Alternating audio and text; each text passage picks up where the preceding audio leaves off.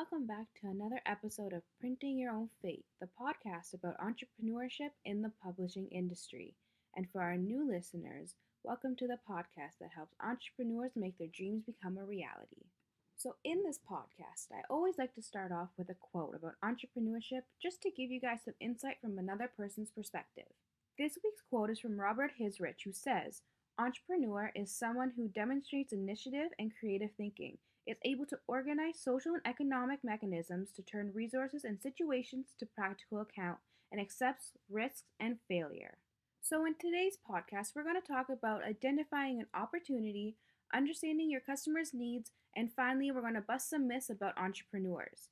But before I start talking about being an entrepreneur in the creative industries, specifically the publishing industry, I want to give you a little bit of information on the industry itself so you're not going in blind. Now, when it comes to publishing a book or being an author, there's a lot of different steps that you need to take. Specifically, if you're writing a book, you need to know where you're going to send your manuscripts if you're writing a drama for teens. Also, if you're opening up a publishing firm, you need to know all the things that you're going to need in order for it to run smoothly. So you're going to have an editorial board, which makes specific qualifications for what needs to be met in order for a book to be published.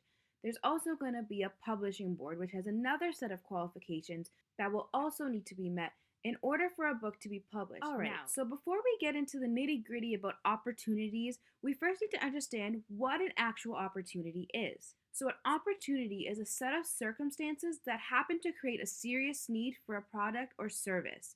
So, this is where an entrepreneur will see a gap in the market and have a need to fill it. For an opportunity to be viable, it has to have 4 certain qualities to it that will allow it to be successful. It has to be attractive, durable, timely, and finally, it must add value to the end user. So this new opportunity must be attractive in that it's a venture that will be profitable to you.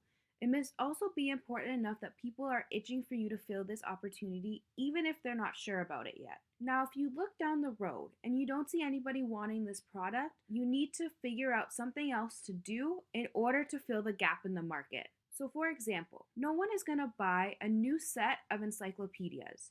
First of all, no one is going to buy a bunch of giant books that will cost them an absolute fortune when they can just type in any question into Google and get their answer much quicker. So the second quality is it must be durable. The durability of an opportunity means that it would be able to stand the test of times, meaning that after the first 6 months or even a year, your solution will be still going strong and people will still be wanting to buy it. Do not pursue an opportunity that will only last a short period of time, such as fidget spinners. Now, how often do you see people using fidget spinners? It was a fad. It was not a good opportunity. The third quality is timely. When pursuing an opportunity, it is imperative that your solution is timely. This means that when you launch to the market is ready for it. If the market is not ready for your solution, then your business will ultimately fail. An example of a perfectly timed product launch in the publishing industry was the launch of the former First Lady Michelle Obama's book. A lot of people were very upset when the Obamas left the White House, so Michelle Obama, launching her autobiography a year later, gave all of the Obama lovers a little bit more of them that they were craving. The final quality is your opportunity and solution must add value to or for the end user. If you are launching a new book or a firm or anything in the publishing industry and it does not add some sort of value to your customers, then they will not be making a purchase from your business. This added value needs to be something that the customer has been waiting for. Just like with anything else in your life, if something does not add some sort of benefit to you, then you are not going to be purchasing it or wasting your money and time on it. It has to be worth their while in order for them to want to purchase it. So now we're going to move on to why it is so imperative that you understand your customers before entering the market. Now, if you don't know your customer segment, trust me, your product will not sell. Having your target market and knowing them like the back of your hand is extremely beneficial to your company. They have extreme power in word of mouth and causing other market segments to retreat from interacting with your company if for some reason it has a negative impact on their life or they plainly just do not like your product.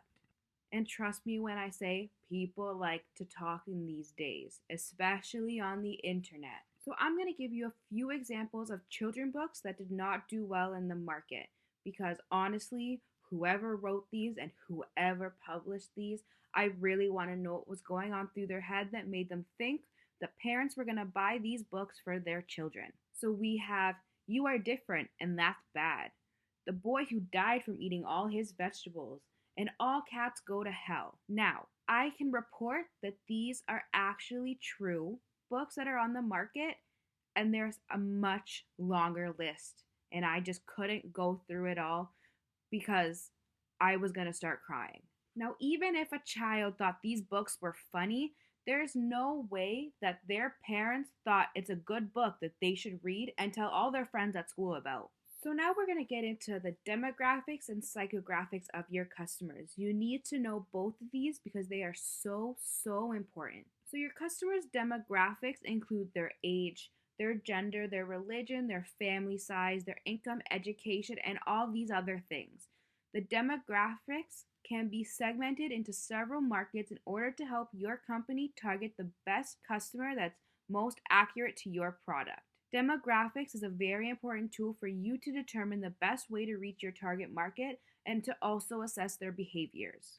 And that leads us into the psychographics. So the psychographics studies your customers' characteristics as well as their values, their beliefs, their lifestyles, their desires, goals, and so on and so on. The psychographics in marketing focuses on understanding the consumer's emotions and values so you can market more accurately towards them. Psychographics move the business closer to the right customer and consumers who are likely to buy their products and services. So ultimately, you need to know what's going to draw your customers into your book or into your firm in order to market towards them more accurately. So now we're going to bust some myths about entrepreneurs. So first off, we have entrepreneurs are always young, and that is absolutely ridiculous. Jeff Bezos, the most wealthiest man in the world who created Amazon, launched it when he was 30 years old.